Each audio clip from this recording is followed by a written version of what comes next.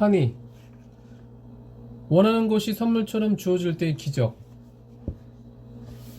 여린 사람 혹은 우유부단한 사람의 삶은 항상 무기력하고 우울한 법이다. 친구와 절교할 때도, 그리고 애인과 이별할 때도 너무나 여리기 때문에 쓸데없는 번뇌에 쉽게 사로잡히기 때문이다. 그가 충격을 받지 않을까? 혹은 그녀가 힘들어하지 않을까? 걱정이 이만저만도 아니다. 이미 헤어지기로 작정했다면 상대가 힘들든 말든 무슨 상관이란 말인가? 중요한 것은 함께 있을 때 행복하지 않기에 헤어지려고 하는 것인데 말이다. 때로는 이별과 결별이 어떤 사람에게는 행복일 수도 있다. 그러니 하루라도 빨리 행복해지기 위해서는 상대방에게 신속하고 단호하게 이별을 통보해야 된다. 그렇지만 그는 너무나 여리기에 이별 통보를 주저할 수밖에 없다. 아무것도 모른 채 카페에 해맑게 웃으며 앉아있는 아이와 같은 저 착한 사람에게 못할 짓이라는 생각에서다. 단호한 결별에 주저하는 사람은 그래서 항상 우울할 수밖에 없다. 기쁨과 활기가 아니라 슬픔과 우울을 가져다주는 사람과 결별하지 못하고 관계를 지속하고 있으니 어떻게 우울하지 않을 수 있을까? 당연한 일이다. 이렇게 남이 상처받는 것을 보기보다는 차라리 자신이 상처받는 것을 기꺼이 감당하고 마는 여린 사람들이 있다. 그렇다고 해서 그들이 아무 일도 하지 않는 것은 아니다. 상대방에게 계속 무기력과 우울함을 보이면서 지속적으로 당신과 함께 있어서 나는 불행해요 라는 암호를 송출하니까 말이다. 그렇지만 상대방은 이별을 선언하기보다는 피곤한가 봐요 라든지 병원에 가봐야 하는 건 아니에요? 라면서 암호를 해독하지 못할 수도 있다. 결국 여린 성격의 소유자들에게 남는 것은 상대방이 자신에게 결별을 선언하기를 무기력하게 기다리는 일뿐이다. 어쨌든 인간이라면 누구나 슬픔과 우울의 감정에서 벗어나려는 삶의 본능을 가지고 있기 때문이다. 현대 문학의 상징이라고 할 수 있는 카프카만큼 여리고 우유부단한 작가가 또 있을까? 권위적인 아버지로부터 자유롭고 싶었지만 카프카는 그런 의지를 관철시키기에는 너무나 나약했다. 소설가가 되고 싶었지만 원치 않던 변호사가 된 것도 모두 아버지로부터 그나마 자신을 보호하기 위한 불가피한 전략이었던 셈이다. 원하는 것을 해주면 작게나마 숨을 쉴 수 있는 구멍이라도 생길 테니까 말이다. 그래서일까? 그의 소설에 등장하는 주인공들은 대부분 결별을 스스로 선언하지 못하고 상대방이 먼저 결별을 요구해 주기만을 기다리는 나약함을 드러낸다. 언제 올지 모를 결별 선언을 기다리며 우울함을 감내하는 카프카 주인공들의 모습은 그래서 측은하기까지 하다. 그렇지만 언젠가 어느 순간 상대방이 결별을 선언할 때는 반드시 오기 마련이다. 바로 그 순간 그들의 마음은 어땠을까? 넌 이제 너 이외에도 무엇이 있는지 알고 있어. 지금까지 넌 너밖에 몰랐지? 정확히 말하면 넌 순진한 아이였지. 하지만 더 정확히 말하면 넌 악마 같은 인간이었어. 그러니까 알아도 나는 지금 너에게 빠져 죽을 것을 선고한다. 게오르크는 쫓기듯이 방을 빠져나왔다. 그의 귓전에는 아버지가 뒤에서 침대 위로 쓰러지는 소리가 눌렸다. 층계에는 그는 마치 경사진 평면을 미끄러져 내려가듯 계단을 달리다가 하녀와 부딪혔다. 아침 청소를 하려고 올라가던 참이었다. 그녀가 맙소사라고 소리치면서 앞치마로 얼굴을 가렸지만 그는 이미 사라지고 없었다. 게오르크는 문을 뛰쳐나와 차도를 지나서 강으로 달려갔다. 그는 굶주린 자가 음식물을 움켜잡듯이 난간을 꽉 잡았다. 소년 시절에는 부모가 자랑스러워하는 뛰어난 체조 선수였던 그는 그때와 같은 최저 솜씨로 난간을 훌쩍 뛰어넘었다. 점점 힘이 빠져가는 손으로 아직 난간을 잡고 있는 그는 난간 기둥 사이로 자기가 물에 떨어지는 소리를 쉽사리 들리지 않게 해줄 것 같은 버스를 보면서 부모님, 전 당신들을 언제나 사랑했습니다. 라고 나지막이 외치면서 떨어졌다. 방금 읽은 것은 판결이라는 단편 소설에서 가장 극적인 결말 부분이다. 아버지에게서 벗어나고 싶었지만 어떤 조치도 취할 수 없었던 게오르크에게는 기적과도 같은 날이 온 것이다. 아버지가 물에 빠져 죽으라는 판결을 내렸기 때문이다. 판결은 현실의 논리가 아니라 꿈의 논리로 읽어야 한다. 프로이트도 말하지 않았던가? 꿈은 억압된 것의 실현이라고. 아들이 죽으면 아버지도 죽는다. 하긴 아버지는 아들이 있는 존재이고 아들은 아버지를 가진 존재일 수밖에 없으니까. 스스로 아버지를 부정하지 못하고 있던 카프카의 분신 게오르크를 지금 아버지가 부정하고 있는 것이다. 결별에 우유부단했던 사람에게 상대방이 먼저 결별을 선언해주는 순간이다. 드디어 아버지로부터의 자유가 실현된 것이다. 환희의 송가가 나올 정도로 감격스러운 순간이 아니겠는가? 스피노자도 환희라는 감정에 대해서 이야기했던 적이 있다. 환희란 우리가 희망했던 것보다 더 좋게 된 과거 사물에 관념을 동반하는 기쁨이다. 스피노자 에티카에서. 무엇인가를 희망했다. 그런데 그 희망했던 것보다 사태가 더 좋게 펼쳐진 것이다. 바로 이럴 때 우리는 환희를 느낀다고 스피노자는 이야기한다. 옳은 지적이다. 신춘문예 원고를 제출한 시인을 떠올려 보자. 최종 심사에라도 오르기를 희망했는데 이게 웬일인가? 자신의 시가 신춘문예 최종 대상으로 뽑혔다는 연락을 받은 것이다. 이럴 때 환희라는 감정이 우리를 감싸게 된다. 혹은 여러 명이 함께하는 동아리 안에 한 선배가 있어서 행복했는데 어느 날 그 선배가 내게 이성으로서 프로포즈를 해온다. 기쁨을 넘어서 우리는 환희로 전율하게 된다. 바로 이것이다.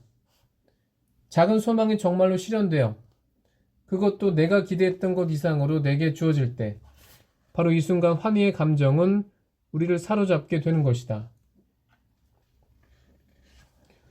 별로 바라고 있지 않았는데도 선물을 받을 때 우리는 더 감격스러워한다. 기대 이상의 선물과 같은 느낌, 예측 불가능성이 환희라는 감정에 깔려 있다는 것을 잊지 말자. 게오르크에게 더 좋게 된 쪽이 아버지여도 좋고 아니면 자신이어도 좋다. 아들에게 물에 빠져 죽을 것을 선고하고 쓰러지는 아버지여도 좋고 아버지가 선고를 초래할까 두려워 서둘러 물속으로 몸을 던지는 아들이어도 좋다. 어쨌든 이제 부자관계라는 구속사체가 사라진 것이다. 아버지도 이제 아버지라는 굴레를 벗어 던졌고 아들도 죽어서 이제 게오르크라는 자유인으로 탄생한 것이다. 그래서 아버지도 침대에서 쓰러지는 장면과 아들도 물에 빠져 죽는 장면은 매우 상징적이다. 죽어야 다시 탄생할 수 있으니까. 그러니 어떻게 환희의 기쁨이 없을 수 있겠는가? 부모 곁을 떠나 독립할 준비를 다 갖춘 자식. 그렇지만 어려서 부모에게 결별을 선언하지 못하는 자식에게 어느 날 부모가 당장 나가라는 마지막 명령을 내린 것이다. 이보다 더 다행스럽고 고마운 일이 또 어디 있겠는가? 자식은 부모가 명령을 철회하기 전에 아주 빠르고 신속하게 집을 떠나야만 한다. 서두르지 않으면 부모는 다시 어딜 나가라며 시치미를 뗄 수도 있으니까. 이제 아버지의 선고가 떨어지자마자 서둘러 집 밖으로 나가는 게오르크의 마음이 짐작되는가? 그래서 게오르크의 마지막 말, 부모님, 전 당신들을 언제나 사랑했습니다. 라는 말에 그로테스크한 데가 있다. 부모님을 사랑했다니 정말일까? 아니다. 자신이 끊지 못했던 부자간의 연을 대신 끊어준 부모님을 사랑한다는 것이다. 얼마나 고마운 일인가. 땡큐. 이제 저는 자유입니다. 이것이 바로 카프카의 숨겨진 유머였던 것이다. 그러나 꿈은 꿈일 뿐 현실일 수는 없다. 불행히도 카프카에게 환희의 순간은 오지 않았기 때문이다. 그렇지만 이것은 우리에게 다행스러운 일이다. 환희의 순간을 기다리면서 카프카는 부단히 환희를 꿈꾸었고 그 결과 우리는 그의 수많은 걸작들을 손에 잡아 들 수 있었으니까 말이다. 프란츠 카프카. 카프카는 작가가 꿈이었지만 아버지의 뜻을 따라 체코 프라 대학교에서 법학 박사 학위를 받고 당시 최고의 인기 직업이었던 보험회사에 입사한다. 카프카는 소설가로서도 아버지로부터 인정받기 원했지만 아버지는 아들이 쓴 원고를 펼쳐볼 생각도 안 했다고 한다. 카프카는 머릿속에서 작품을 구상했다가 그것이 무르익으면 한 번에 써내려 갔기에 판결은 18시간 만에 완성했고 8시간 만에 완성했고 몇 달 후에는 변신을 석주 만에 탈거했다고 한다. 하지만 영원한 아이 카프카는 우유부단한 성격으로 유명하다. 한 번은 지인의 집에서 자신이 들고 온 꽃다발에 대해서 사과를 한 적이 있는데 그 이유는 어느 색깔의 꽃을 골라야 할지 몰라서 너무 여러 색의 꽃을 섞었다고. 또 카프카는 사랑에 자주 빠졌지만 자신을 이해하는 사람은 없다고 불평했다. 나를 이해해주는 사람, 예컨대 연인을 갖는 것은 신을 갖는다는 뜻이다. 병약한 카프카는 40살에 폐결핵과 후두결핵으로 눈을 감았지만 20세기 가장 힘있는 작가가 되었다. 밀란 쿤데라는 카프카의 소설을 두고 검은색의 기이한 아름다움이라고 표현했고 토마스 만은 카프카를 이렇게 묘사했다. 카프카는 몽상가였고 그의 작품들은 꿈처럼 형상되어 있다. 그의 소설들은 비논리적이고 답답한 꿈의 바보짓을 정확히 흉내내므로써 생의 기괴한 그림자 놀이를 비웃고 있다. 그러나 만일 그 웃음이, 비의 그 웃음이 우리가 가진, 우리에게 남아있는 최상의 것임을 생각해 본다면 카프카의 이 응시들을 세계 문학이 낳은 가장 읽을 만한 작품으로 평가하게 될 것이다. 철학자의 어드바이스. 기대했던 것 이상으로 소망하는 바가 이루어졌을 때 우리는 환희를 느끼게 된다. 여기서 전제되어야 할 것은 환희를 느끼는 사람은 너무나 여리다는 점이다. 소망하는 것을 적극적으로 이루려고 하지도 않고 혹은 기대감을 상당히 줄여놓을 정도로 소심하고 여린 사람만이 환희라는 감정을 자주 느낄 것이다. 대학이든 회사든 합격자 발표문이 공고되는 날을 예로 들어보자. 그곳에 몰려든 응시자들은 크게 네 부류로 나뉜다.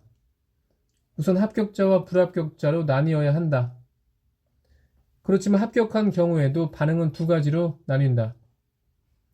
어떤 사람들은 환희나 감격에 빠져 있지만 어떤 사람들은 시크하게 예상했던 결과가 나온네라는 표정만 짓고 있다. 전자는 소심한 사람들이고 후자는 적극적인 사람들일 것이다.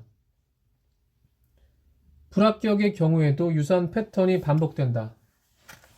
별로 기대하지 않았던 듯이 쿨한 반응을 보이는 사람들도 있고 반대로 엄청난 충격이 사로잡혀 믿기지 않는다는 듯이 합격자 명단을 반복해서 읽는 사람들도 있다. 이 경우에는 전자가 소심한 사람들이고 후자가 적극적인 사람들이다. 소심한 사람들은 이미 합격에 대한 기대를 줄였기에 원하는 결과가 나오면 쉽게 흥분하고 반대로 결과가 좋지 않을 때는 시크하게 결과를 받아들인다. 반대로 기대를 하고 그것을 이루기 위해 할 수 있는 것은 다 했던 적극적인 사람들은 원하는 결과는 당연하게 받아들이고 원하지 않던 결과에는 엄청난 충격을 받는 것이다. 매사에 환희를 느끼고 쉽게 감격하는 사람이라면 자신이 해야 할 일에 소극적인 경우가 대부분이고 타인의 결정을 수동적으로 받아들이는 경향도 강하다. 그래서 평범한 사람들의 경우 환희란 그다지 축복할 만한 감정이 아닌지도 모른다. 그렇지만 소극적이고 여리게 살아가는 것에 대한 작은 보답이라도 있어야 하지 않겠는가?